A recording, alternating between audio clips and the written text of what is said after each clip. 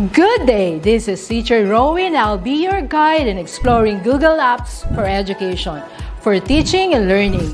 In Google for Education, teachers can connect and collaborate easily while staying on task. It gives teachers the freedom to spend more time personalizing the learning experience and less time managing it. Students can learn essential skills such as 21st century problem solving, which they can use it in their future careers. As such, the accessibility features will also help and assist every learner to do their best work. Google offers different useful applications that we can use to connect education to technology. This will help our teachers as a 21st century educators to innovate and find ways on how to make teaching and learning more exciting, engaging, effective, and flexible to the demands of the society. Let's re-explore the education experience by discovering new angles to create, collaborate, and communicate as one. Para sa bata, para sa bayan, at para sa guro. Ang pagkatuto huwag gawing komplikado. Sulong edukalidad.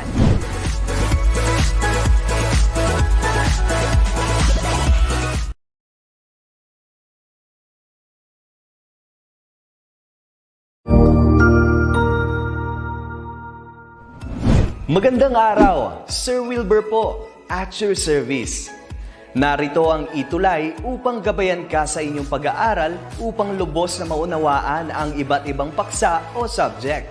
Ang ETUlay ay isang free online tutorial class na pinangungunahan ng ICT's Educational Technology Unit sa pamumuno ni Undersecretary Elaine Del P. Pascua. Ang programang ito ay hindi lamang para sa mga bata, kundi ito rin ay magsisilbing gabay sa mga magulang at mga guro kung paano nila ituturo o gagabayan sa bawat asignatura ang kanilang mga anak o mga estudyante. Sa kasalukuyan, ang self-learning module mula sa rehiyon ng Calabarzon at kilala sa tawag na Pivot ang ginagamit sa ating ETUlay online class. Kaya ano pang hinihintay ninyo? Ihanda na ang inyong mga ballpen o lapis, papel o kwaderno at samahan kaming itulay ang pagkatuto para sa bawat batang Pilipino.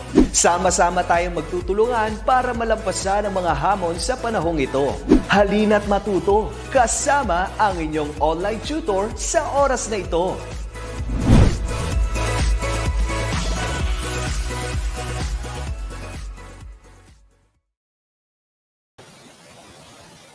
Hi, good afternoon everyone. Good afternoon my English 6 warriors or learners from different parts of the Philippines, from Luzon, Visayas, and Mindanao. Good afternoon all. And good afternoon din po sa ating mga magulang at ating mga guardians na nanonood sa atin this time at sa ating mga teachers. Okay, so welcome to our English grade 6 session. I hope everyone is doing so well, and I hope na umulan today because it's so hot, right? How's the weather in your place?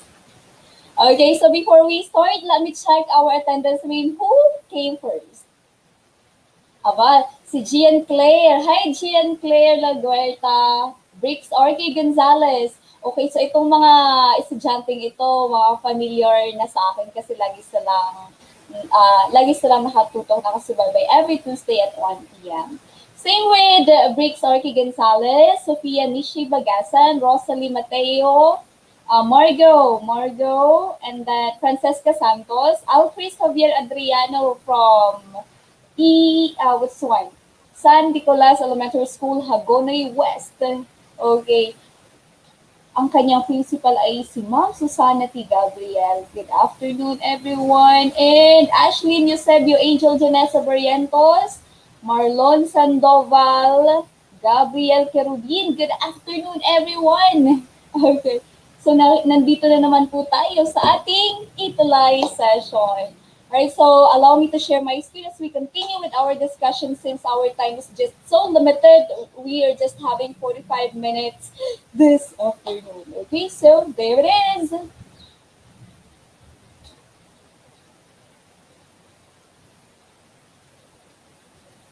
Okay, I hope that everyone can see my screen right now.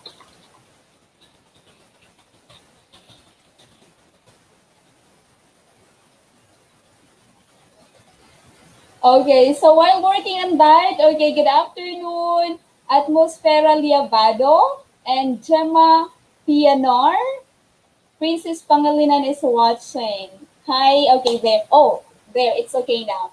All right, so everyone can see already my screen, and this is ETUlay again. My name is Tutor Jazz for your grade 6 English. And before we start with our discussion, let me give thanks to the Division of Pasig City first for the self-learning module that I am always using. So here's the development team of this SLM, from the writer, editor, content reviewer, management team, layout artist, from headed management team headed by our very own SDS, Ma'am Agustin, and to our PSDSS, maraming salamat po. Okay? So napakadaming ano. Okay, so later on as we go along I will read your comments. Okay? Maraming salamat for participating this time. All right. Okay, so we're now at quarter 4 for today's topic. We're gonna have this subject verb agreement, focusing on the be verbs or the helping verbs. I hope that everyone has somewhat an idea what be verbs are. Okay, so expectations. Expectation, like at the end of this session, at the end of this 45-minute session, you will be able to compose clear and coherent sentences using appropriate grammatical structures. And not only that, you have to use be verbs or helping verbs that agree with the subject and number. Okay, so in as we learn the English language, it's really so important that we come to understand grammatical structures, grammar rules. Okay, so pahapyawan natin yung be verbs. Right, so good afternoon, Samantha Faye Dinosca, Francis Nicole Divina, and Rich Ann Valino. Good afternoon. Okay, and let's now proceed to our pretest. Okay, pretest, so the teacher will see first, okay, if how well you understand this topic already. Okay, how knowledgeable you are when it comes to our topic, which is the be verbs. You ready? Okay, so here's what you're gonna do. For the direction, you have to read the sentences. Okay, read the sentences carefully. Then identify the be verb in each sentence. My grade 6 English warriors, please write the number first, followed by your answer. Okay, so number and then your answer. Alright, so number 1. I am studying the inspiring life of Manny Pacquiao. I'm studying the inspiring life of Manny Pacquiao. What is the be verb used in the sentence? Drop your answer now. We're talking about the be verb. Okay, so ano nga ba yung be verb? Okay, tingnan nga natin. Okay. Alright, Angeli. Okay, ang mga sagot ninyo nakikita ko ay puro studying. Studying. Oh, from the word study is an action word. That's also a verb. Okay, but here we're talking about the be verbs. What are the be verbs in English? Later on, you're gonna find out what are those. Oh, may nakita mo isa. Wait, who's this? Josephine Zozobrado Hibaya. Number 1, am. Okay, and Dylan Angelo Roque. I guess Dylan Angelo Roque is from San Lorenzo Ruiz Elementary School. Okay, his answer is also am. Number 1, the correct answer is, what's the be verb?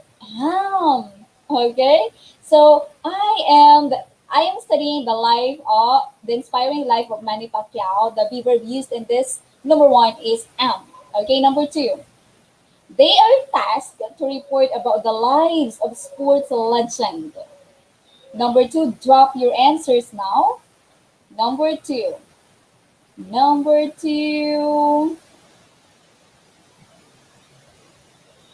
They are tasked.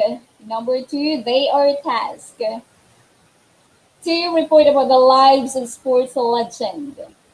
Number 2. Ano kaya yung be verb na ginamit dito sa pangungusap na to? Josephine Josephine Hibaya and Daylan Angelo Roque Pares are Ayesha. Same then are Gabriel Kerubin. Andito na sila. Very good. Nakukuha na. Yes, Jade Bayawa, Angel Janessa, who else? Angeli Villas, Margot Francesca, Giancarlo, Kim Cyrus, Suwan, and Gian Claire Laguerta. Okay, Maria Cristina, number 2. Tingnan po ninyo kung tamang sagot niya. Right. Okay, so number 2 is R. How about for number 3? Number 3, his mother was his ultimate fan and number 1 supporter. Number 3, Sofia Nishibagasan. R. Who else? Ano pa masagot? Ano yan? Bakit may number 3 or tas was? Okay, so number 3. Lagyan ko ng number ha, bago yung sagot. Okay. Josephine, Sofia Margot Santos, Gabriel Kerubin, Angel Janessa, Dylan Claron Luis Rosales, Gian Claire Laguerta, Suwan C. L. Ray, John, LJ Saludo, and Margot. Ang inyong mga sagot ay was. Tama po kaya yung sagutin nyo? That's right. Okay, number 3 was. How about for no? No, tatlo lang po pala. Okay, so tatlong items lang yun. Okay, so ang mga ginamit natin ay am, what else, are, and was. So that means, okay, those were the examples of be verbs. I mean, not really example, but those are the be verbs itself. All right. So are, am, are, and was. Okay. So let's have our recap. Later on, we will have a deep discussion about what be verbs are or that helping verbs. Recap. What did we study last time? What did we study last Tuesday? Okay, still remember our topic last Tuesday? Pati nga po, ano po yung pinag-aralan natin last Tuesday? What did we talk about last Tuesday? Sige nga po, sino po yung present last Tuesday? Good afternoon, Arel Yalong, Meds Corneso, Marifay Par Insanas, Ron Gabriel Aranes. Good afternoon, everyone. Okay, so last Tuesday, we did talk about a compound sentence, okay? So we've learned that a compound sentence is 2 or more independent clauses joined by a conjunction or semicolon. Each of these clauses could form a sentence alone. And when we have this compound sentence, we have to use the coordinating conjunctions. Okay, what are these coordinating conjunctions? We use these words to connect, or to join together words, phrases, or sentences. Okay, examples of coordinating conjunction, yung sinasabi nyo nga last time is fanboys. Okay, fanboys, and it stands for a certain word. F for, and, nor, but, or, yet, or so. Right? So there are 2 kinds of conjunction as I have mentioned last time. A primary class of coordinating conjunction and a secondary class called subordinating or subordinate conjunction. Okay? So everyone, please always keep this in mind, that as we talk about compound sentence, we're also talking about, conjunction. Right, so jumping to the next lesson or our lesson for today. Let's have this be verbs. Ano nga po yung be verbs? Okay, be verbs. Be verbs indicate state of being, express tense, or add emphasis. Okay, so the be verb is used as an auxiliary verb, and it can also be used as a main verb. It has different forms. We have am, is, are, was, were, being, and being. So this means these are the be verbs. These are our be verbs. Okay, so base natin yung am. Ano yung be verbs? Am, is, are. Am, is, are.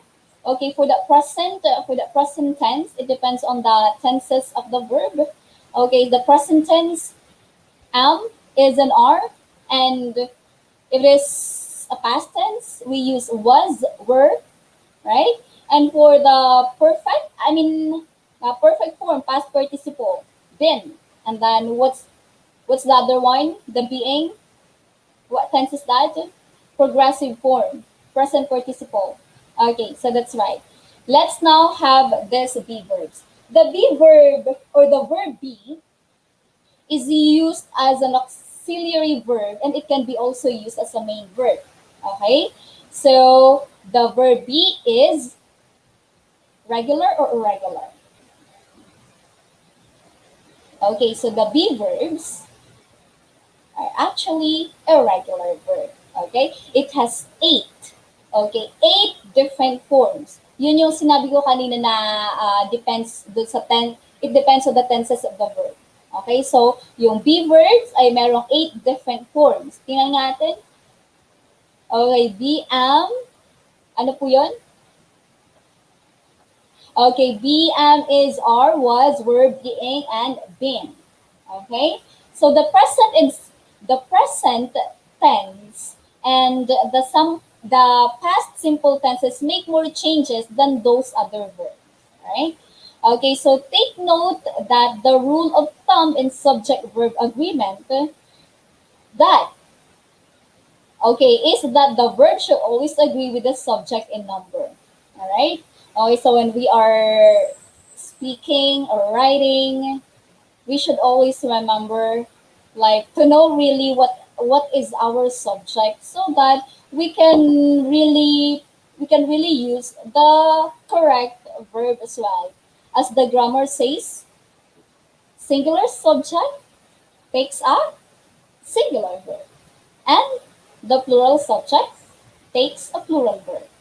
Okay, so your subject must always agree with your verb. Okay, so dapat magkabati lagi sila, no? Your subject and your verb must always agree with each other. That's how we do a correct form of grammar of sentences. All right. So please be mindful of the grammar usage, how we use that subject verb. Okay, and you study the subject verb agreement. Tatandaan na, pag ang subject singular, yung verb mo singular din. Pag subject mo ay plural, then your verb must be plural also. Okay, so let's take note. Let's now proceed to this one. Okay, let us study this table. As you can see here, I have here the tense of the verb, the pronouns, okay, in the verb form, and example. Tingnan niyo po dito sa tense ng verb. I have here the present and past. Yung present natin when it comes to be verbs ay yung am, is, and are. Okay, tandaan. Present tense. When sa be verb, when we're using the present tense ng be verb, yun po yung am, is, and are. Okay? So, yung pronouns dito, look at the pronouns that I have here. I, he, she, it, you, we, they. I is a special pronoun. I, yes, really, it talks about to only one person, but this one is special, as I've told you, because it requires always that am. Yung kasunod lagi niya ay am. Okay, I am, we cannot say I is, or we cannot say I are. Okay, pag I, yung pronoun, okay, yung subject mo, then yung kasunod na be verb mo na I am. Alright? Okay, yes, still watching po, Breaks Arky. Okay, and for the past tense naman ng be verbs natin, we have was and were. Ano yung past tense ng is? That's definitely was. And what is the past tense of? And what is the past tense of, what is this? Are. Past tense? Then we can say were. Okay? So that's it. And look at this one. Example for am. I am a grade 6 pupil. I is the pronoun used. Okay, that's why the be verb, hindi siya pwedeng is or hindi am. He is my English teacher. He is a singular subject, so is singular as well. Say he am or he are. Okay, they, plural subject. Okay, plural. So you have to use plural verb as well. That's why we use are. They are.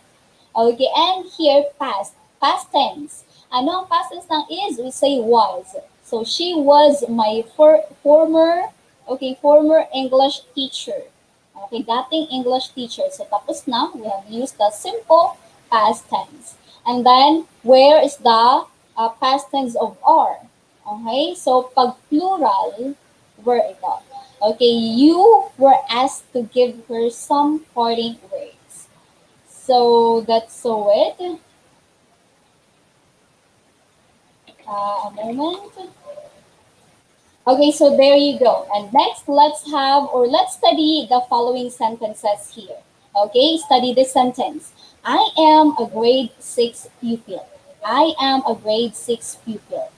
Okay, as you can see here, we have used the be verb am, right? Okay, the be verb am. The word am is used with the pronoun I in the present form. Moreover, we use is if we are referring to one person or thing or idea, just like this. He is my English teacher. Okay, singular is. Okay, and next one. So in this sentence, he is my English teacher. In this sentence, we are referring to one person only, so we're going to use is, right? And are, on the other hand, pag madami, okay?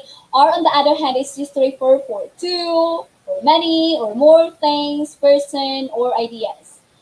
Let's proceed to this one. There. They are my classmates. We are sixth graders. We have the be verbs are and here. We have used are because of our subject. What is our subject? For the first sentence, that is they, which is plural. And for the second sentence, that is we, that is plural as well. So that means like both is and are used in present tense. You always remember that, huh? And was and were used in past tense, okay?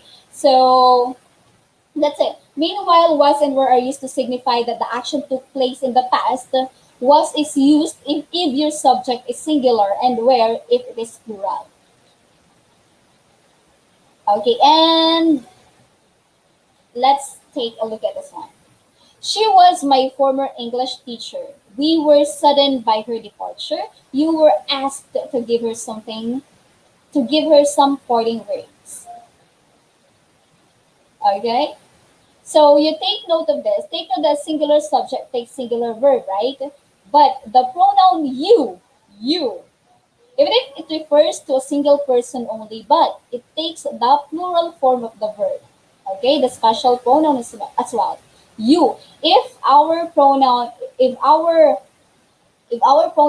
you, kahit sabi, kung sinabi teacher, pero sinabi you, di ba isa lang yun? So that means like singular yun. Okay, so it's not. Okay, so the pronoun you refers to a single person. Yes, it is, but it takes the plural form of the verb. We call that the special pronoun. Okay, so we cannot say you is. Okay, it should be plural. Okay, you are. All right, so let's now proceed to this one. Another thing. Okay, being and been. It's already in there, right? Okay, okay, here. More gold is being mined in Mindanao. What is the be verb used here? That is being, right? Okay, and more gold has been taken from mining sites in Mindanao. Okay, so been. Okay, we have here being and been. All right, so singular subject takes a singular verb, the pronoun you. On the other hand, okay, so pronoun more gold. Okay, been and being, right? Okay, so while the word been, okay, been is used after the verb to have or has or had, which signifies that the action is already done also. Okay, and being, on the other hand, is used with other be verbs like being, am, is, are, was, and were. It expresses an action happening at present. Okay, And notice the word being comes after the be verb is, and it signifies that the action is happening as of the moment, like right now, at the present. Okay, well, on the second sentence, the word been, as you can see there, comes after the word has. Okay, and it suggests that the action is already done. Okay, so let's now proceed to guided practice. Let's try. Read each sentence and choose the correct helping verb. Number one, I is am enjoying my school at home class sessions. Yung be verbs natin or yung helping verbs natin ay is am. If your subject is I, what is the correct helping verb or be verb? Drop your answer for number one, learners. Very good. Okay, wow, Sophia, Dylan, Scarlett Flores, Gian, Claire, Margot, Briggs, Artie, Rizal, Sophia, Ayesa, number one, Okay, very good. So, am. I am enjoying my school at home class. If the pronoun is I, okay, so ang kasunod na noon ay am. Okay, yung helping verb mo dapat ay am. It's not the rest of seven be verbs, but it's always am. Okay. Next, number two. My parents was assigned at the provincial hospital to help treat COVID-19 patients. How about for number two? As I have told you, you really have to identify first or to know what really is your subject and every of the sentence so that it will be easier for you to know as well or to identify what kind of verb I'm going to use. Is it singular or plural? Okay? So, number two. Aba, parang yung number two natin, combination ng was and were yung mga sagot niya. What happened? O, tingnan mo, let's identify first yung subject natin. Ano muna yung subject natin for number two? Sige nga, bakit may answer ng were, but may answer ng was? What is our subject? Ang subject dito sa number two ay parents. Okay, my parents. Parents, is that singular or plural? I'm talking about parents. Isa ba yun or dalawa ba yun?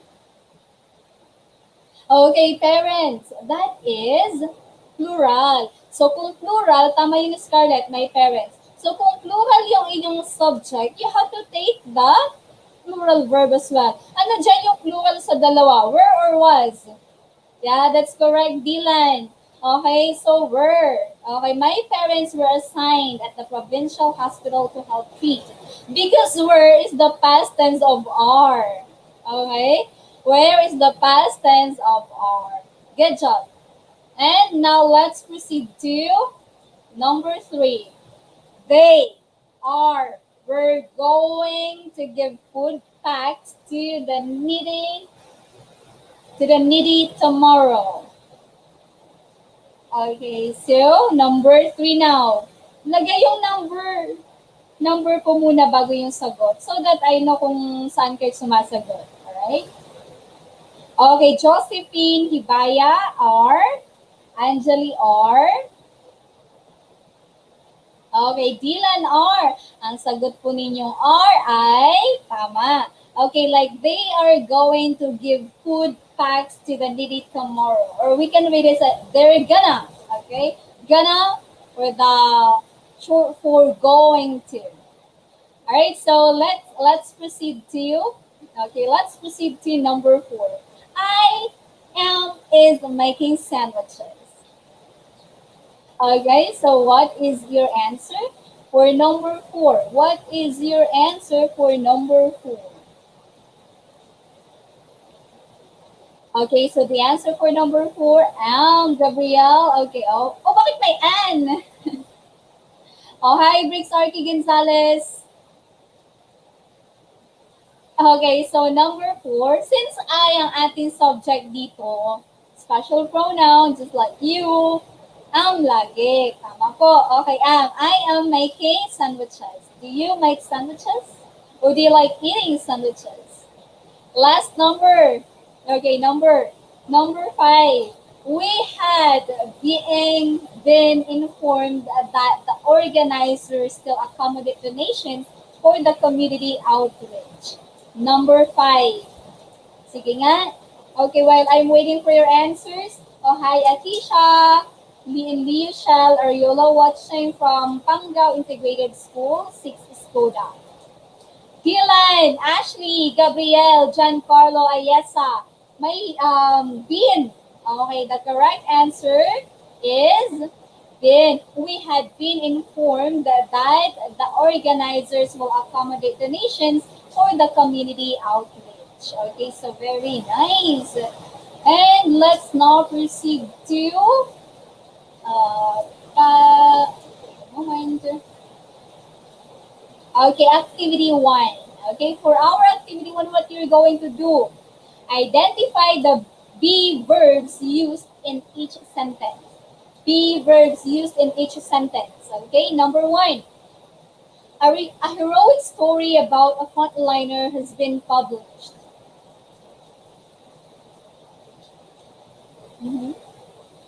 What is the be verb used? Gabriel Kerubin.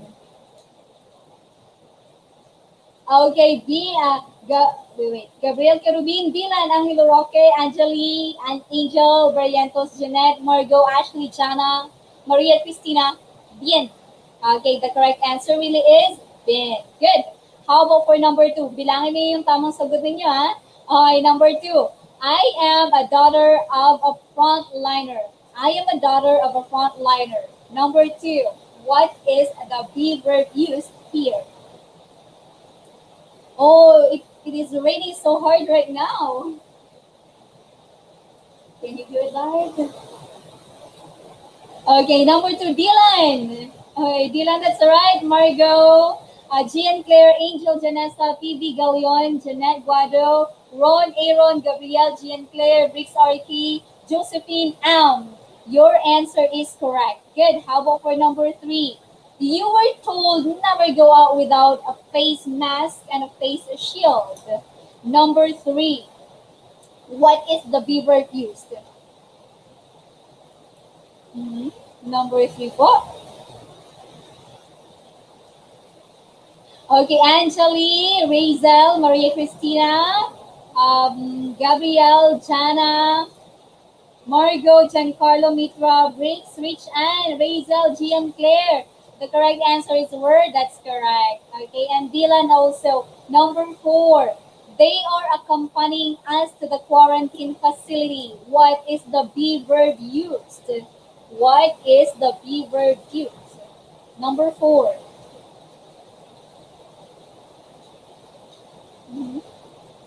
Okay, Maria Cristina Belmonte, your answer is R. Scarlett, Gabriel Caribbean, Josephine, Ron, Angel Janessa. Okay, so for number 4, R is the correct answer. Last number po, Annie is playing the piano to motivate the frontliners. Number 5, what is the be verb used here in the sentence? Number 5 po, 5. Your answer is, okay, Josephine is, Ashley is, Maria Cristina, Jeanette, Ron, Dylan, PV, Angela Grace. The correct answer is, okay, that's really is, okay, is. And, yeah, there you go. Let's now have this wrap up, okay? So, to sum up what we have learned for today, I want you to complete the sentences by providing the missing word, and of course you have to choose your answer from the word box. I hope that you can see it. I guess it's a little small. Okay, but let me help you. Okay, the words inside the box are the words inside the box are is, are, was, were, been, the verbs being, am. Okay? So ayan po yung nasa box. Let's start with we use. Okay. Oh, tama po yun. Okay, Dylan Angelo, be verbs. Okay, Jeanette Guado, be verbs. Good, Gabriel Kirubin. We use be verbs to express tense or state of being. Alright? The second one, yung pangalawang blank. The word blank is used with the pronoun I. Yung pangalawa na, let's say number 2. The word blank. Okay, so the word am, that's correct, Dylan Angelo Roque. And this one, Giancarlo Mitra, Josephine Margot.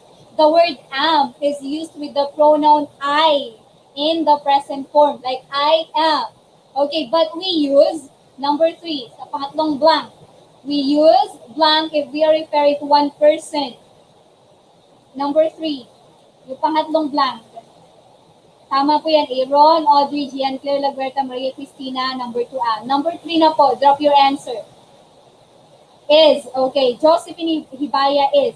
Okay, we use is if we are referring to one person, while. Okay, are, very good. While are, if we're referring to 2 or more persons or things. Meanwhile, blank and blank are used to denote that the action is already done.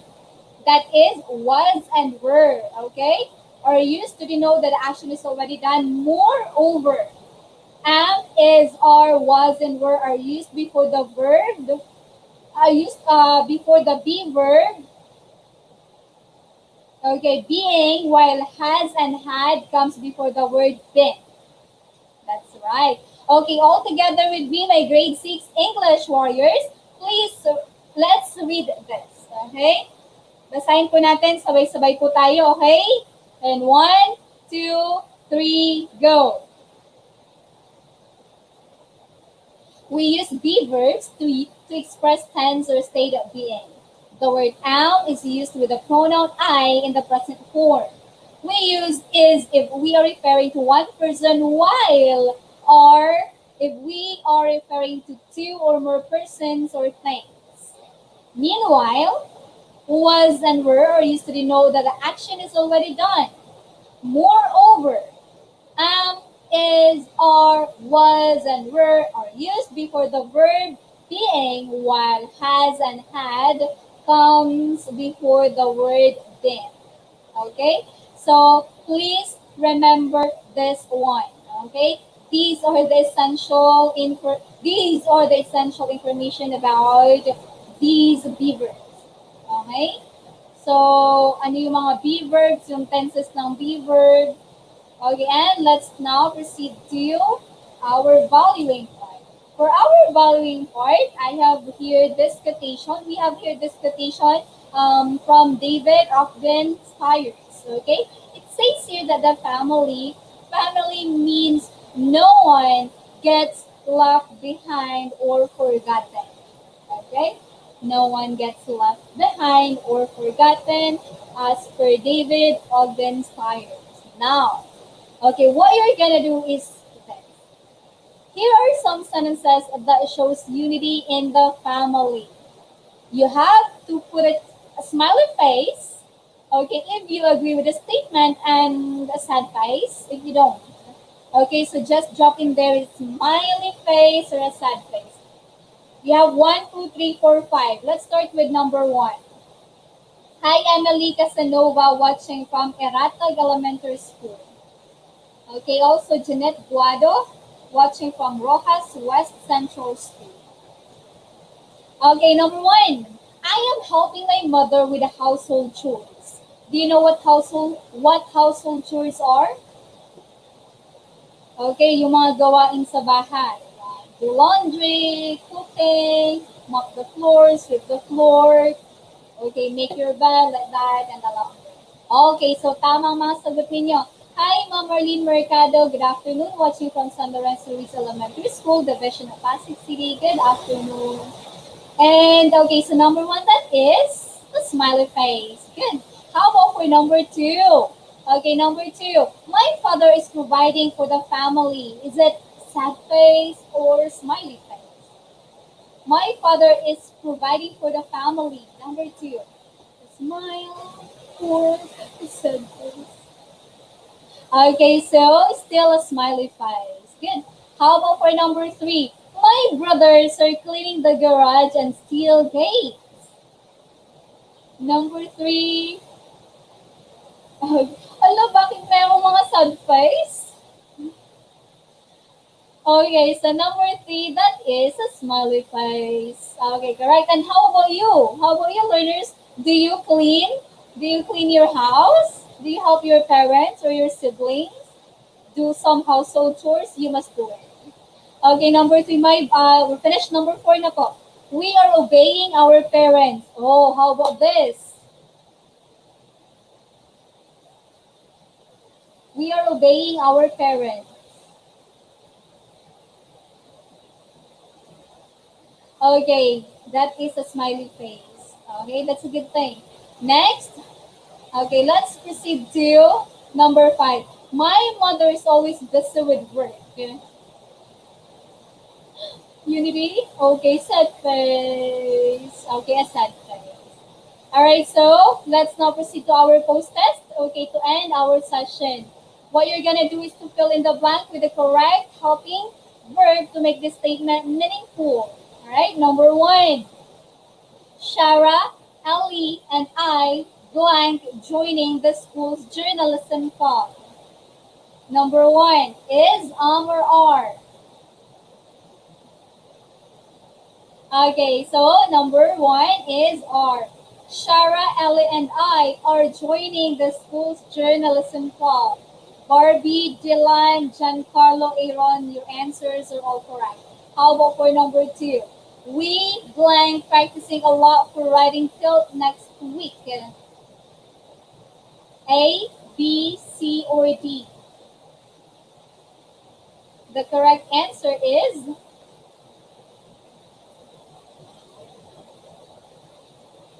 okay, R. May nakita akong R, may nakita akong D.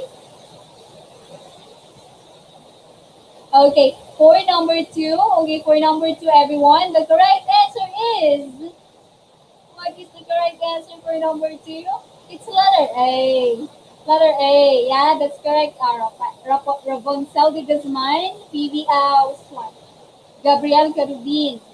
Okay, we are practicing a lot for the writing field next week. Okay, R. Number 3 po. My friends, blank members of the journalism club since last month, but I only joined last week. A, B, C, or D for number 3? Your answer is okay. That is letter C. My friends, plural. Okay, that's why we use have. Have is for plural, has is for singular. My friends have been members of the journalism club since last month, but I only joined last week. Okay, next for number 4. The journalism trainers blank eyeing for someone with unique writing skills and language abilities. A, B, C, or D for number 4? Let me check your answer. Okay, Gabriel Carubin, your answer is B. My C, my B. Come on, Ashley, D. Okay, let's see your answer correct. Okay, letter D. Gian Claire, tama. Jeanette, Maria Cristina, Angeli, Gabriel. Very good. Who else? Jeanette. Okay, Maria Cristina. And Angel Janessa. The journalism trainers are eyeing for someone with unique writing skills and language skills. Dylan, D, that's correct. Last one po. The grammar, construction, and writer's opinion scrutinized. The grammar, construction, and writer's opinion blank is scrutinized. Is, are, have, or am? Your answer is number 5. What is your answer here? Jeanette, C. Your answer is C. May A. Oh, the grammar, construction, and ang ating dito, yung ating subject dito ay plural. Kasi connected siya with the word and. So, yung grammar construction and writer's opinion yung ating subject. So, ano ang ating helping verb? Let's check. Okay, it's letter B. Tama yan. Angeli, Dylan, Giancarlo, Ron, Gabriel, Aranes. Okay, the grammar construction and writer's opinion are scrutinized. As I have told you, learners, you always identify first what is the subject in the sentence, okay? So that you'll know what kind of verb you're going to use, if that is singular or plural, okay? So you should be familiar how on identifying singular and plural. Ano nga ba yung singular, ano nga ba yung plural? Ang subject ko ay singular, dapat ang verb na gagamitin ko singular din. Pag ang subject ko ay plural, dapat ang verb na gagamitin ko ay plural din. You always remember that, okay? Identify ano yung subject mo sa sentence so that you'll know na kung ano yung gagamitin mong correct verb, okay? Kasi dun tayo naglalabo-labo. Always remember, subject and verb must always agree with each other. Hindi sila dapat magkaaway, okay? So, sino po ang nakakuha ng perfect score? Who did amazing from all of the activities that we have done this afternoon? Okay, I guess every one of you, thank you so much for participating so well. And that's how we end our session for this time. Okay, as we talk about the be verbs or the helping verbs, I hope that you will really remember, okay, and apply what you have learned this time what you have learned this time, so that your grammar somewhat, your sentence making will somewhat be improved. Okay, so that's it. Great job, everyone, for doing so well. Okay, and for being with me for over 45 minutes or 45 minutes now. Okay, great job. Could you please raise your right hand and put it on your shoulder and say, good job, Sal. Because teacher is not there too. Okay, to tap your shoulder and say, good job. You did all amazing. You just keep on learning in spite of the challenge that we are all facing. Okay, so I guess that's all. Don't forget that every Tuesday is our Choose English Day. After grade 6 English, we have grade 7 English with Tutor Dreisel. If you wish to watch grade 7 English, you may do so. Okay, bye for now, and thank you so much, everyone. I hope that you've learned something, and that's all. You did amazing. Bye-bye.